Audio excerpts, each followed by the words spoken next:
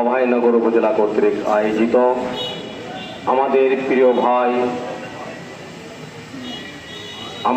প্রিয় ভাই জনাব আনিসুর রহমানকে গত বুধবার বাদ আছর আমরা যেখানে দাঁড়িয়ে সমাবেশ করছি, আপনারা দেখেছেন তার পাশেই ওনার টেবিল আছে, চেয়ার আছে। যে চেয়ারে উনি আসর বাদ বসেছিলেন সেখানে এসেই নোয়াপাড়ার চিহ্নিত কুখ্যাত সন্ত্রাসীরা নির্মমভাবে তাকে খুন করেছিল। সেই খুনের পরে আমাদের নোয়াপাড়ার ব্যবসায়ীরা সর্বস্তরের জনগণকে নিয়ে বিক্ষোভ মিছিল করেছে, হরতাল করেছে।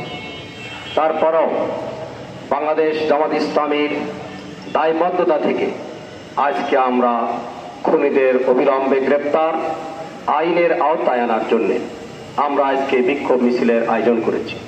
আজকে বিক্ষোভ মিছিলের সুযোগ্য সভাপতি, অভয়নগর উপজেলার সুযোগ্য আমির সর্দার মোহাম্মদ শরীফ, উপস্থিত বাংলাদেশ জামাত ইসলামীর বিভিন্ন পর্যায়ের নেতৃবৃন্দ, গণমাধ্যম কর্মীবৃন্দ, সুধীমণ্ডলী, নোয়াপাড়ার সর্বস্তরের ব্যবসায়ী নেতৃবৃন্দ, শ্রমিক, সবার প্রতি আমার আন্তরিক সালাম। আসসালামু আলাইকুম রহমতুল্লাহ।